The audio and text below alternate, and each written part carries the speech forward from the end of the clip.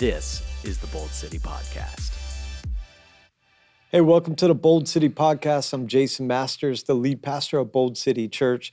And before we get started, I want to remind you guys of ways that you can connect with us if you'd like. One is on the web, boldcity.church is where you can find us. Social media, Facebook, Instagram, just search for Bold City Church. You'll find us there. And YouTube, Apple, Spotify, you can find our podcasts and our videos there. And listen, if you like them, hit the like button. If you want to see more and you're not subscribed, hit the subscribe button. And if any one of these podcasts impact you in a great way, we'd love for you to share them. Just share them on your social media outlet or send them to your friends, because if it impacts you, we believe it'll impact others as well. And so listen, let's get started. Today, I've got a guest that you guys should know if you've been watching our podcast. Pretty incredible dude. Doesn't really need an introduction, so I won't spend a lot of time on that. But will you do me a favor and welcome Dr. Jacques? They're not here, so I'll just welcome you. Yeah, Welcome, thank you. Dr. Thank you. Jacques. I feel welcomed. You should. You are awesome. We love you here. Jacques is just incredible dude and helps me a lot, man. He's stuck with me every week. Every week we talk. So yeah, we do. And so we are winging it today. I came in with 0 topics. I said, you know what?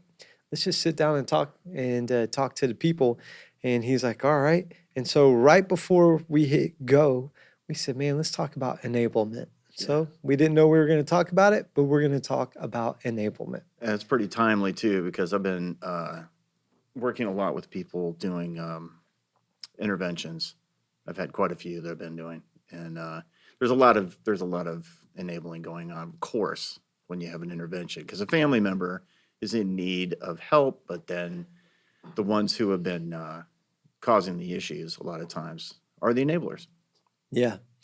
For you, I mean, we didn't look it up. We can. I can pull my phone out and look it up. How would you define enablement? Like, describe it so that people kind of understand, see if something relates. To see if you're an enabler? Yeah.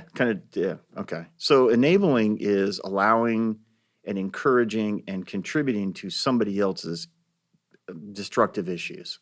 So enabling can be anything from shopping, gambling, drugs, pornography, sex, anything. And enabling is something that happens slowly over time usually. And there's a lot of manipulation on both sides that get you there. So an enabler can be somebody who, good intentioned, right? But then bad outcomes. Yeah. And so the enabler is somebody who is contributing to the problem that the other person has and allowing it to continue without putting any boundaries down, just doing whatever, just to continue it because they're trying to help them. That's what they think, but they're actually not. You said something. It's actually manipulation on both sides. Mm-hmm. Talk about that when you think you're on the good side, but maybe you're really not. You're well intended, but you're operating in some manipulation yourself. And well, think of it this way. Think of if let's say that you were you had a problem with drinking, and you were an alcoholic. All right, so I'm a relative, and you have a problem caused by your alcoholism. So let's say that you were having trouble with the job. So you lost your job. So then I lead you towards getting another job. But see, that's not really the problem, right? That's an outcome of the problem. The problem is that you're drinking, and the drinking has made it so that you can't work. Well, my solution is I feel bad, so I try to help you get a job. But you're having a hard time getting a job, so then your rent's coming up, so then I cover the rent. And I say, okay, well, I'm going to cover the rent. But why can't you get a job? Because you have an alcohol problem. But your solution is to say to me, I need help. So you're kind of asking me for help, and the help I'm giving you is to give you either money or to somehow try to support you in some way. Pay your bills. Yeah. Find you a new job. Use a favor up. But what should I be doing? What should you be doing? Stop drinking. Yeah, so you need help with that. Yes. Right? But I don't want to admit that you have a problem. Me as the kind relative or friend, I don't really want to see you that way. So I don't see you that way.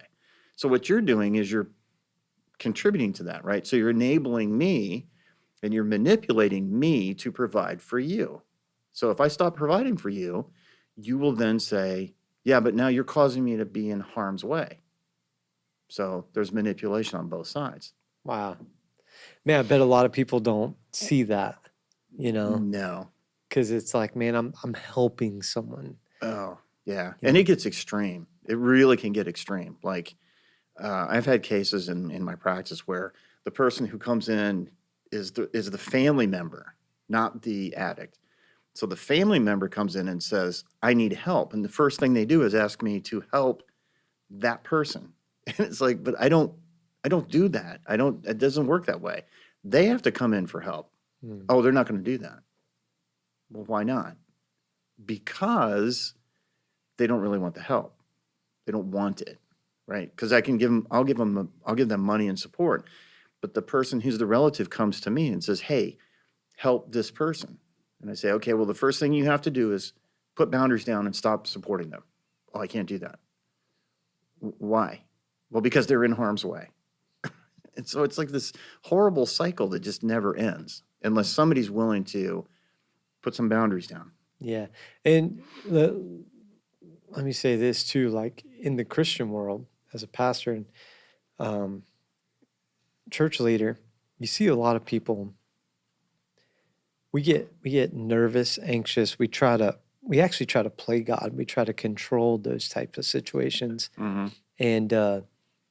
And you know, we do it under the banner of like, man, we're believing the best for people. We're hoping for the best. We believe God can change them and impact them. And it's like, we don't realize that we get so out of bounds that we start trying to be God for them and like shield them.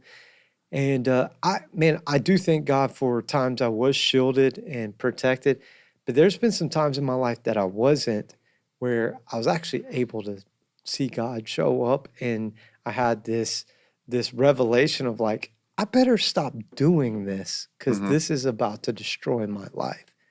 And I'm very thankful that I have moments like that, because it kind of helped me get to this place where it's like, you've got to change something. Like Mm-hmm. it's time to make a different decision. Man, in the church world, it is an epidemic how much we enable people under the banner of, man, Trying to help. we're trying to be Jesus to somebody. We're Right. trying to help them. And we don't realize we're exhausting ourselves trying to play a role that maybe we're not necessarily supposed to play. Well, you know, as a pastor, the stories of Jesus hearing things and not acting, right? A lot of them. Yeah, there's more than one, right? So he hears something about somebody suffering and he does nothing for them, seemingly. But what is he waiting for? He's waiting for them to accept God and to trust, right? Mhm. They don't, they won't. So he's just going to wait. I'll just wait. Yeah. Think Right. about like the rich young ruler, you know, that he told him, man, if you want God, if you want to be saved, this is what it takes. Mm-hmm. And he walked away disappointed. And he let him. Right. He let him. You know, but we always in the church world, we filter through, man, him showing up to Mary and him calling Lazarus out the tomb and him healing this person and healing that person. And there's a lot of people that were around that Jesus walked by, not because he was rude or didn't want to do something for them, but he's always looking for an invitation. At least I believe. Give me an invitation to impact you. Mm-hmm. And you know, a lot of Christian moms, Christian dads are running around being really busy trying to be Jesus for their kids instead of trusting Jesus with their kids. Right. If that makes sense. Yeah. And so being a warrior, like a God's warrior, is sometimes not acting, sometimes not doing, because you're trying to instill the change that's needed for them to heal, right? But if they're resisting it the whole time, or they're like the enabling part of it, right? They're enabling that bad behavior. So saying no can seem harsh, but that's essentially what Jesus was teaching us, is to sometimes non-action is action. Like no answer is an answer sometimes. And so we have to wait for that moment where the person realizes, oh, wait a minute, the enemy is attacking me, right? And so then that's when you become God's warrior, is letting the enemy be known, right? Show himself. And that doesn't happen all the time. It doesn't happen automatically. Yeah. I'm guilty of being an enabler, no doubt about it. When I look back, like I can see where you're just like, man, you want to. Listen. I'm gonna save you from yourself. Please do. We're all guilty of that. Okay. Okay. It's good to know that I'm not Yeah. alone. It's not just you. I knew I wasn't alone, but it's Yeah, good. yeah. But like, you want to bail somebody out of a difficult moment, a tough season of suffering, even self-inflicted, or we could go down a whole another rabbit trail with you. I could with, well, why are we drinking? Why are we using? Why are we abusing? And there's a root there Right. that's pushing that. But man, I'm really bad, especially as a pastor, man. Like you get a story and you're like, man, I want to help them, and they've made some bad decisions, and I believe that God can change them. Actually, you get on to me about this all the time. First one in. You're Yeah. the first one in. Yeah, Yeah. and I am learning, like, man, like you don't have to run to everybody's season of suffering to get them out of it. In fact, I'm learning to process it and just pray before I try to be Jesus to somebody. I've got to slow down enough and pray and literally put them at the feet of Jesus in prayer and in fasting even, right? Like, okay, it's like really saying, I've got to trust you with this, God. Because if I jump in, guess what? I'm going to start trying to pay the bills. I'm going to start trying to, well, you can't be alone. Well, I'm just going to keep you around all the time. You can't be alone. Just some very unrealistic things. And you're trying to carry that. That's why I think some of it is ego driven, right? Because you're like, oh, I have the answer. And that's your own So now I'm an self-concept arrogant of jerk? well, Just kidding.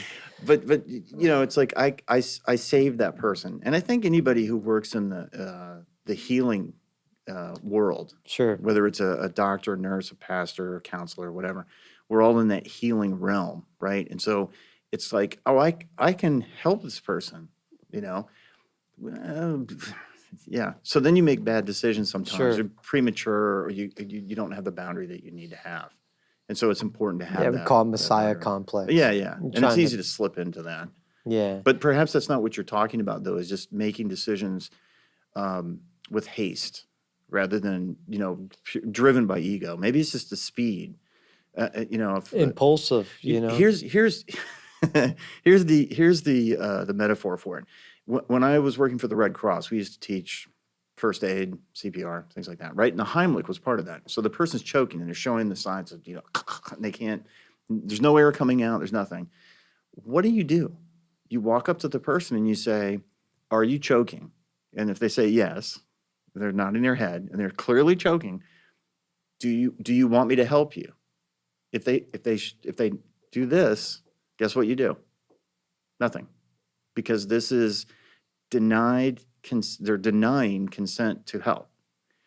So you wait. So you're literally standing there. We teach this to people, is when you're doing the Heimlich, if the person's choking, they refuse help, you just wait. You wait for what? They're going to pass out. And as soon as they pass out, you help them to the ground, and then you begin helping them, because that's implied consent, because they probably didn't think they were going to go unconscious and die, right? So 3 minutes, your brain's starting to die. But if they say no, then you can't help them. So sometimes you have to wait until they've really gotten to that place where they're like, okay, yeah, I do need help. Because if you say, do I need help? And they say no, or they ask for the wrong kind, then you say, well, I'm not going to help you, but I'll just wait. And that takes the ego out of it. Had no idea about that. Yeah. I would just be running around here giving people the Heimlich. Yeah, no. Breaking ribs. You're no longer and a stuff. good Samaritan, that's, yeah. So just finding ways to help, but not using the Messiah complex to override everything, or deciding what to do. Is this the right thing? And that's part of too, is with the enabling part, is, are you doing things that people perhaps that you consult with to say, no, you shouldn't do that, and you're doing them anyway. Mm-hmm. That happens in my office all the time. People will come in And they'll say, what should I do? And I say, do this, this, this, and this. And they don't do any of it. And then they come back and it's slightly worse. It's like, well, why didn't you do those things? Oh, I can't do any of those things. Well, then why are you coming to me, the expert on this? It's like, I'm a clinician and I'm telling you not to do it. You're doing it anyway. Why? Then it's for that it's for them. It's Sure. not for the other person. But Yeah. when you decide that you're going to help somebody, you have to make sure that it's the right kind of help.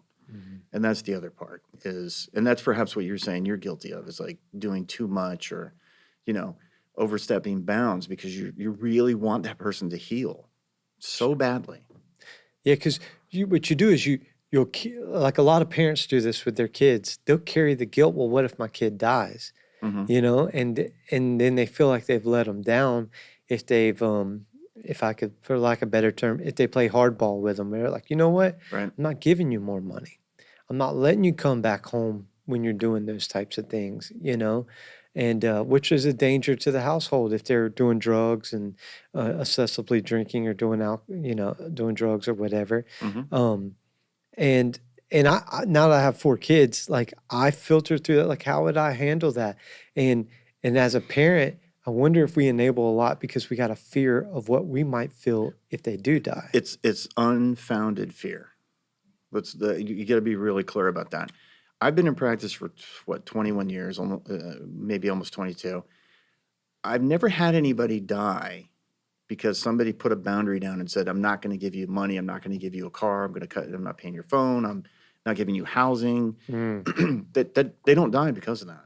They die because they're enabled into a situation where they have all that. They have that safe harbor that allows them to then explore their usage more. Because people who are especially addicts, they have this keen sense of survival. They'll go through any hardship, homelessness, hospitalization, jail, just out in the free, in nature, right? That's what we used to say. It was like out in nature. I'm outdoors.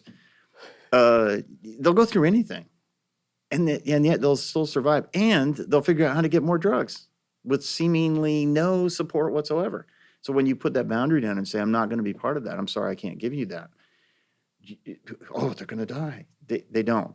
I have not had that. I'm sure there are people that do, but in my practice, I've not had that happen. People have died because they overdosed, because they didn't have any accountability, any responsibility, anything that they had to actually do themselves to support themselves or to care for themselves other than to get high. mhm. So it's suddenly like, well, the other part of that is, I need money for this, or I need money for, well, how are you getting money for drugs? I got to pay your rent, but you're doing $200 a day in a drug. What? Where's that coming from? Yeah, Right. exactly. So yeah. So you Wow. figuring out where the help is, and again, so go back to the idea of what is going to help that person. What's really going to help that person? Saying no. I'm not going to be part of your addiction. I'm only going to be part of your recovery. Period. Yeah.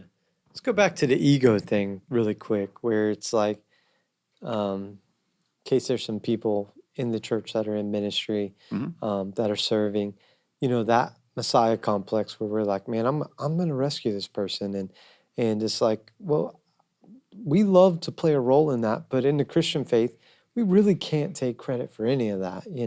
Like at the end of the day, man, that's a move of the Holy Spirit and God. But I've been that way before, where it's like, man, if I don't say this right or do this well, like if I don't preach well, then like, man, what if people don't get saved? And it's like, well, what if they do? Does that mean that they got saved because of you? No, they didn't. They didn't make a decision that Mhm. can change their life because of you. It's like an immature thing, and it is an ego thing because it makes you feel like, man, I matter. There's value to my life.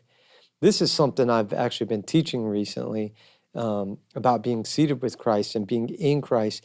Like your value's predetermined by what happened on the cross 2,000 years ago. Like you're already valuable, you already matter, and there is a co-laboring with Christ in Scripture where we serve people, we love people, we are like that's a part of who we are, as disciples. But man, at the end of the day, like he's got to get all the glory for it, not us. Mm-hmm. And I'm learning that like the more that I really look into that and really believe that, like the less pressure I feel to change everybody's darkest day, because I'm finding out like he's the God of the mountaintop and the valley. Like there's seasons of suffering, self-inflicted. We're escaping something, not self-inflicted. Somehow, some ways, tends to show up and still redirect your life and change your life. You Mm-hmm. know, and man, and I have before struggled with, man, I need to always run and rescue. I did this a lot early on in our marriage and the ministry. I would leave my kids and my wife to go chase down somebody else's kid Mm-hmm. who really didn't want to be chased down, Mm-hmm. who really wasn't hungry. They just needed $20 to buy something else, Mm-hmm. right? Who had boundaries set for them, and then got scared because they didn't have a home to run to because somebody set boundaries. Well, I need help. I need help. So they're hoping that they can come freeload on your couch for a while or something like Well, that. part of the issue that you may be having is you identify with that, like you connect with it because you've been in situations in your Sure. personal life that have been challenging, just like I have, and I think that plays into it is the recognition of the suffering, and I think when people have suffered, it's perhaps harder for them to not project their own experiences into it. I mean, I know what it feels like to be homeless. I know what it feels like to be hungry and not have any money for food and live in very dire situations. And so that can be a challenge. Yeah.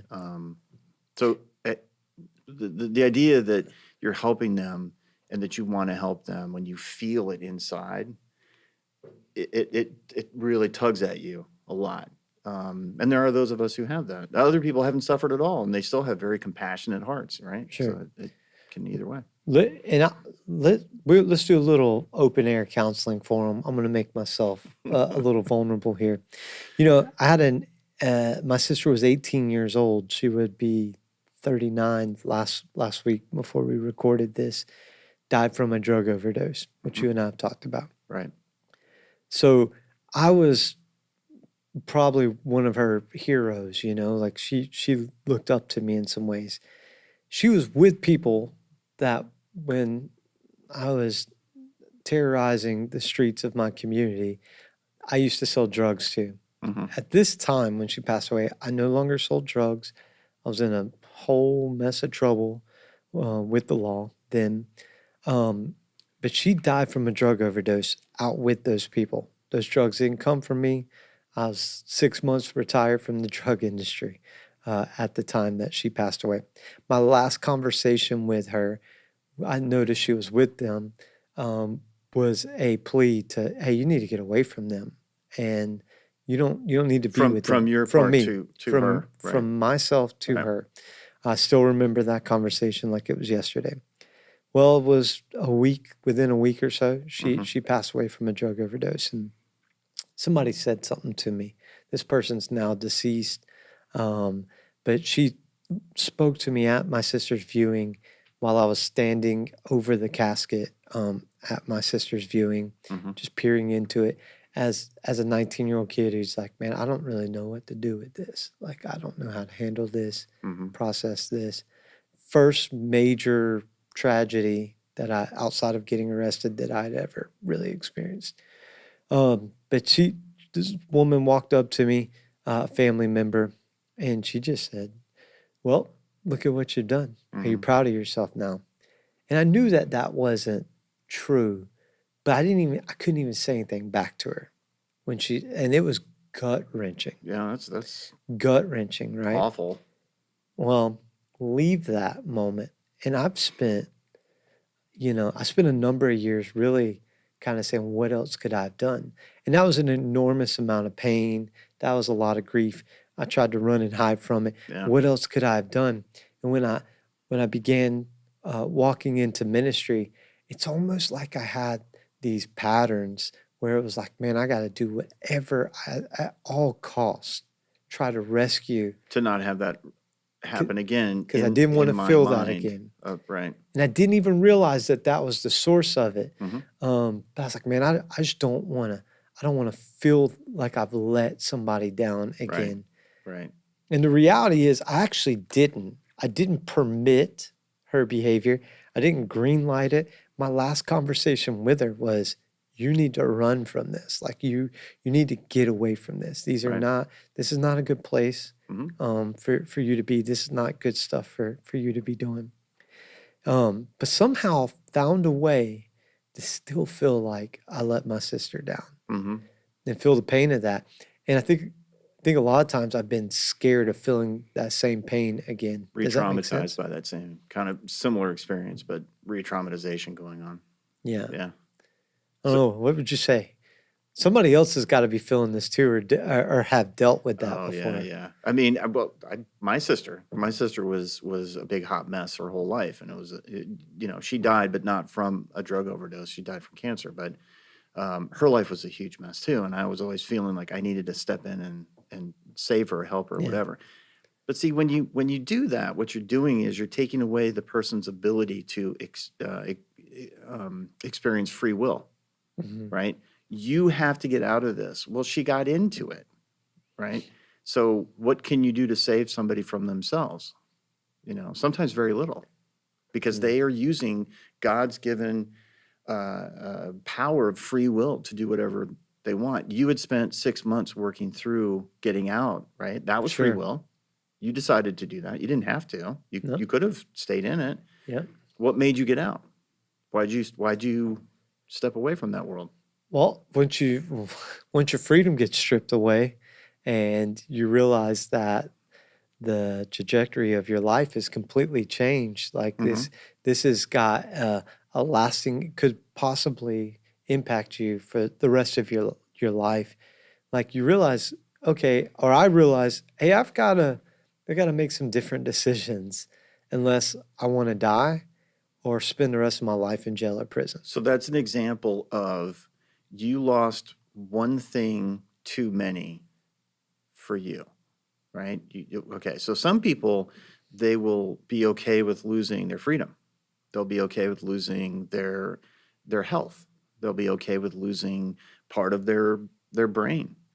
I know of a young lady who was 24 years old, and she was what we call a poly addict. She would take anything and everything. It didn't matter what it was. She would just take it. If she could get her hands on it, she'd take it. Up, down, didn't matter which direction she was going, getting high. And she kept that behavior up. And there was somebody in her life that was desperately trying to get her out of that. And she just would not stop doing it. And she did it, and she did it, and she did it, and she did it. And finally, she got a hold of some guy who gave her a cocktail of something that caused her to die, not permanently. So she had multiple strokes. She was in a coma for like 3, maybe 4 weeks, came out, and she was never the same. She had no short-term memory. She had very little long-term memory from that point forward. And she was basically, she could speak. It took her a few weeks to learn how to speak again. She could speak. She didn't lose anything else, but she lost the ability to function because she had no short-term memory. I mean, like if we got up and left this room and went around the block, she would not know how to get back here. That's how bad her short-term memory is, just nothing. And her long-term memory was just little glimpses. And it's been years now. It's been 4 or 5 years. She still doesn't have any of that back. Free will allowed her to do that. She kept losing things. She kept losing her housing and her relationships, and she got arrested a bunch of times. It didn't matter. None of that was enough, right? So that thought that you had, where you were at that place where you said, I needed to change, you actually didn't really need to. You could have just kept going, but you decided you wanted to change. Your sister, perhaps she got to the point where she probably didn't intend on dying, but whatever it was, there was nothing that was enough for her to actually change. Like her free will did not allow her to say, okay, this is one thing too many. Right. And that's part of the problem with enabling is you're taking away all of those losses, all of them. if you're paying for everything and supporting them in every possible way, there's no need for change. I don't, your change was you woke up one day and was like, oh no, like you're sitting in a jail. Oh no. Or you're sitting, like in a courtroom. Oh no, this is not okay. Right. Some people are fine with that. So the idea that you could have changed somebody's life only if they get to the point where they need to change because they've lost one thing too many. And that's the important part. Is like wanting to change comes after you need to. You need to first. Then the desire starts kicking in. And that's what happened to you. Is you got to where you needed change and then you wanted it. Yeah. Which we all need to change, but we don't all want to. And that, I think, let me get super spiritual for a second. That's the journey of transformation, man, and just sanctification, just going from one thing to something new, from glory to glory is what the Bible calls it. So that's a place that we live in as people in general, whether we're addicts or not. But when I look at this from people who struggle significantly with things, so what we're looking for is to notice that someone needs to change. Then we're looking for someone who actually genuinely desires to change. Then that's the time when it's probably good to come in and try to help then, right? Right. It's the old adage of like, I'm going to help you up. I'm going to give you a helping hand up. I'm not going to give you a helping hand out. And that the difference is like the handout is what the addict or pretty much anybody that's feigning disability in that way. Like I can't. Yeah, but you are, but you're not doing it. So trying to transition over to the need. You have to let the need occur. So just let them sit in jail for 10 days. Let them experience that, or let them be in the hospital, or don't cover up the overdose with Narcan and just don't call the doctor, don't call the hospital, don't call 911. No, make that call. Make that call. Let the things happen, right? Keep them out of harm's way being death, but being homeless is not death. Not having enough money to pay your rent is not death. Not having a car is not death. Those are not death. Death is death. So just let the things occur so you can move them towards I need to change. What are maybe some good signs for us to notice that somebody genuinely wants to change? That's good. That's a really good question. Yes. What are the signs? Everybody has a pattern of behavior when they're asking to be enabled, right? The phone call, the text message, the email. Anybody who's experienced that, if you're listening to this, you know exactly what I'm talking about. It's always the same call with a certain tone and the word selection. If you see a change in that, the change occurs, and it's physical, it's emotional, and it's spiritual. You can tell when somebody's been broken, right? Or when they're surrendering, when they're sad, when they're not resisting. Like you see them just kind of give up. I look for that. I look for that in my office. I can tell on their face. But the average person just watching somebody is, if there's something that they're always asking for, if they keep asking for it, the 50th time they've asked for it, that's not a change, right? Also, are they just saying it because you need to hear it? And that's I run into that all the time. I'm working 2 cases right now of intervention where it's just the family just keeps getting fooled because all of a sudden they're like, oh, I'll go to treatment. They're not going, and they don't. And if they do, they stay a day or 2 and they walk out. So authenticity, right, has a different look to it. And we know that. Like when somebody is like, please, when they like somebody who's sick and the family members on their knees and they keep saying they don't believe in God, and now they're praying because they don't want that loved one to die. You see a change in that person. That's what you got to get, that sense of a change. So the facade is gone. Yeah. The reality is there. Desperation's there. Desperation, yeah. Real authentic emotion. if somebody's a sociopath, they may not be able to demonstrate that appropriately, or if they're a psychopath, they're certainly not going to. But that aside, but just authenticity, and you can tell. Well, you're kind of a sensitive guy in that way, so you can kind of see it. You called me sensitive. I did. I'm going to tell Tiff that. I won't hold it against you. I appreciate it. It could be kind of hard if you had an insensitive pastor, though, wouldn't it? It'd be kind of strange. It would be. Yeah. So just authenticity and sensing it. And it's almost like we have a sixth sense. We can tell sometimes when somebody we know and care about, when they've changed, something's changed. That's the moment when you know that they're asking for help. And sometimes it's also just the ask is different. Hey, can you give me a couple $100 for this? Or, it's like, I need help. Like they'll just change the way they say it to a different selection of words. Like, I don't know what to do. That's another one I hear. Like, I don't know what to do. Okay, I do. Come with me, Yeah. Yeah, that's good. That's good. I think you're right. I call it the bull crap. You get, once the bull crap is done, where it's okay, you can tell, because I've dealt with this a lot as a pastor, especially when it's known for the past that I have.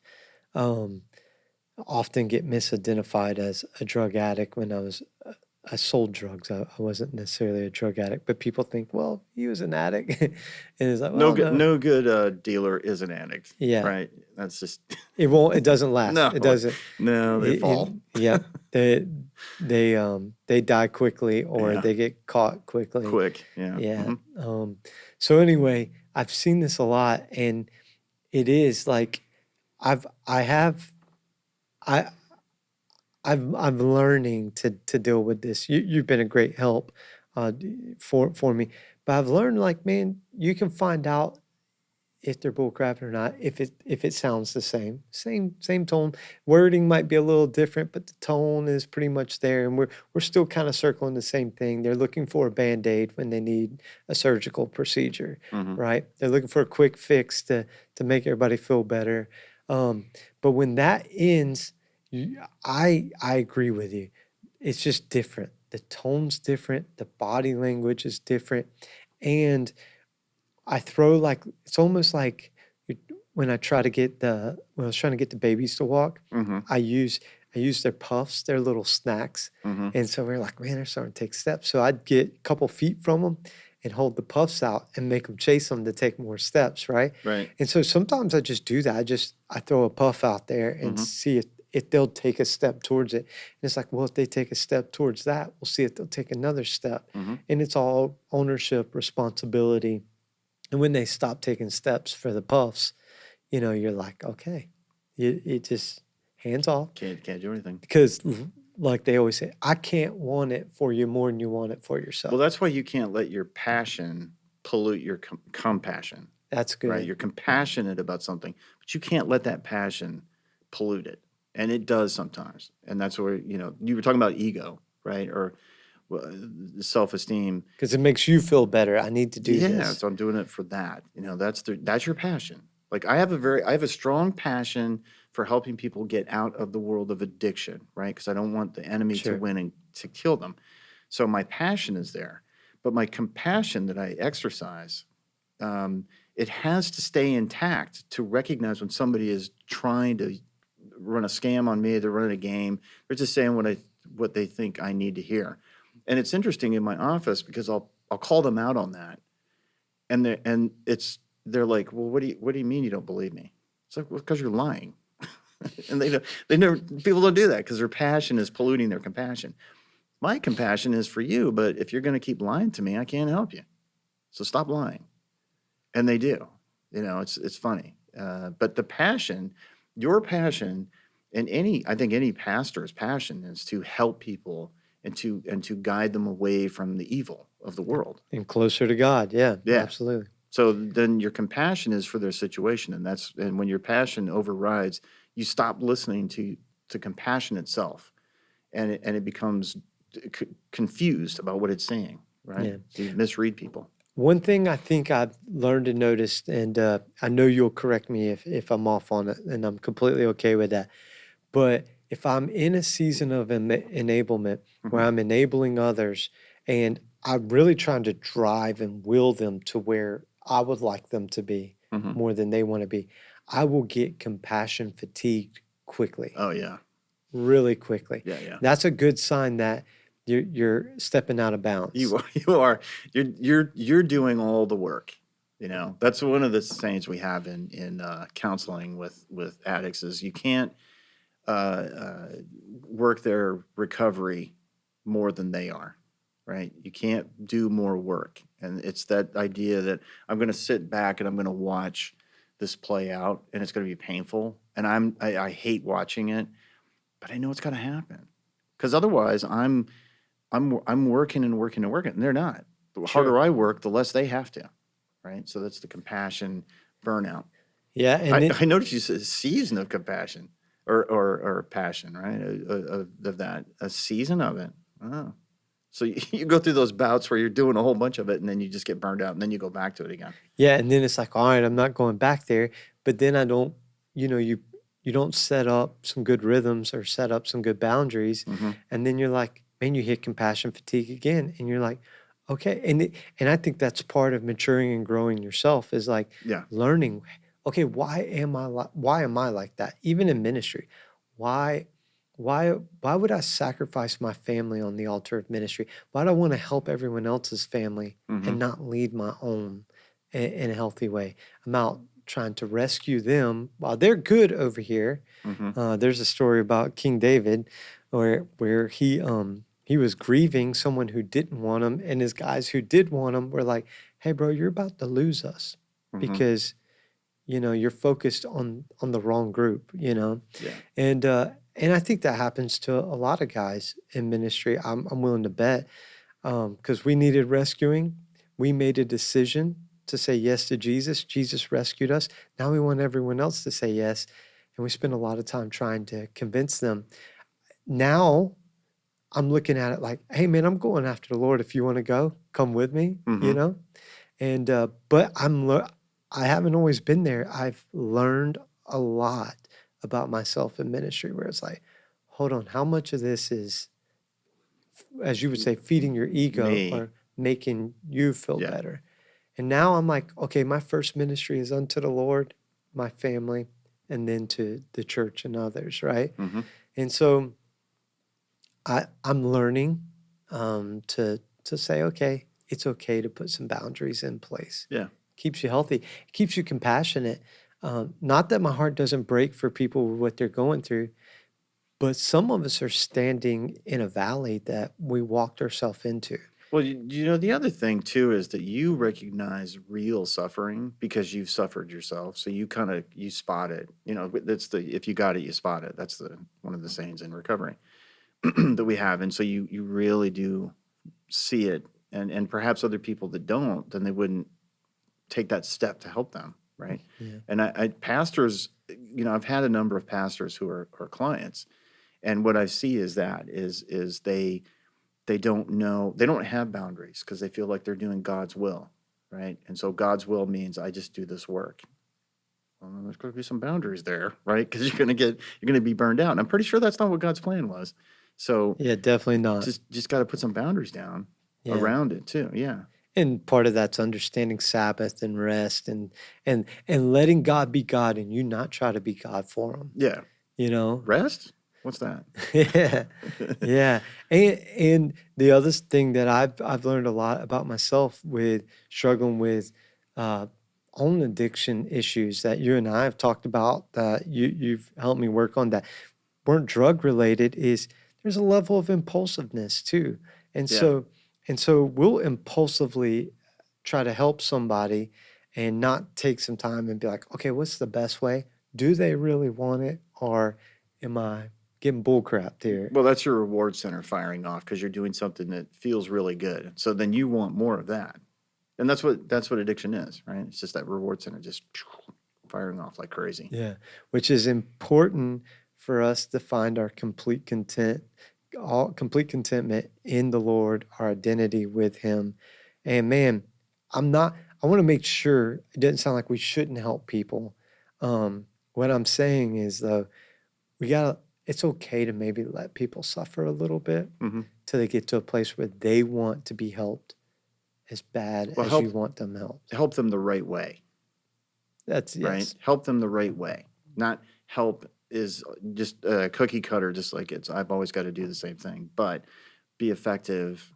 And if you're a family member that's really struggling with something and you can't do it all yourself, or if all you're hearing from other people is, you shouldn't be doing that, or what are you thinking? You should listen to that. If you're hearing a lot of that, you're probably not doing the right thing, but doing it the right way, right? Appropriately with boundaries so that you don't get caught up in the enabling, or maybe you end the enabling so you don't end up getting burned out and shedding a tear in a counselor's office because you've just gone way too far, right? Yeah. Or get help. Like find somebody who has been through the situation and knows, hey, that's not okay, and you can get in that help. There's all kinds of support groups for people who have every kind, the family members of anybody who's got an issue. Yeah. There's all kinds of stuff like that. And here at Bold City, I know we have our Wayfinders, which is like our Christian 12-step program, meets on Friday nights, but also have launched, we're in the works of launching. When this comes out, it probably will already be launched. A support group for the families that are dealing with family members that are in addiction. That's awesome. Yeah. To try to help them with that. Yeah. And so, in closing, I'm going to have you just fire off a final thought, and then I would like to just pray for people who are maybe dealing with some of this. In that But place. yeah.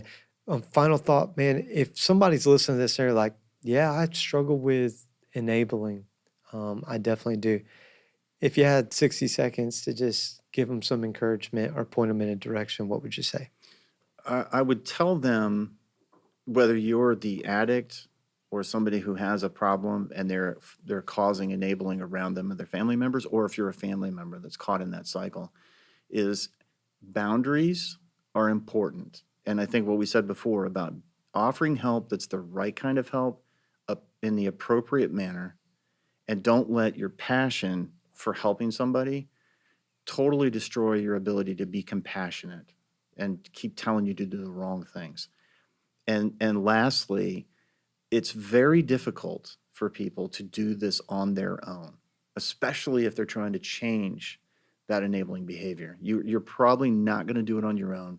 Get help from somebody, a professional, a counselor perhaps, or maybe a pastor that can help, but somebody that can help guide you through that, because you're caught in a cycle that's like getting caught in a rip current. You're just trying to paddle into shore and you're never going to get there. That's good. And now you speak to this topic in some of your own podcasts and other topics as well. And would you like to remind the people how they could find your podcast? Yeah, I do. I try to do a weekly podcast. It ends up sometimes being twice a month, but it's the Jacques, Your Addiction Lifeguard podcast. You can get it on any of the platforms, on Spotify or Google or Apple, any of them. They're on all of them. And I talk about two different ways of dealing. There are two different audiences that I'm targeting, which is addicts on one hand and then family members on the other. So you can get a lot of information on the stuff that I talk about with clients every day on recovery and enabling and addiction of all types, and how to help. And I, as a pastor, think it's great to talk about this stuff because addiction is real, and it's in the church, and God's called us to live in freedom, and that's, man, we want to be free from these things. And so I want to encourage people to go check this stuff out and to dive into it, to face their fears and to tackle this. Because, man, it's only getting worse. It really is. They keep legalizing marijuana everywhere, and it's just making everything so much worse. Yeah. And so we want to stay in front of this and continue to tackle it and face it, man. So if you don't mind, I'm gonna pray real quick and we'll shut this down. Father, thank you so much for Jacques, his friendship. Thank you for how you've wired him and the passions you've given him to speak into these topics. And Lord, I pray for those who are listening that maybe are facing addiction. man, may they get a revelation that who the Son sets free is free indeed. And may they hunger and deeply desire for freedom in their life. And Lord, I pray for the enabler. Lord, may that they might step back and become a person that is trusting, completely trusting you, and allowing their loved ones, those that they care about, to maybe endure a little bit and go through some things that maybe they get to a place where they're like, you know what? I desire something different.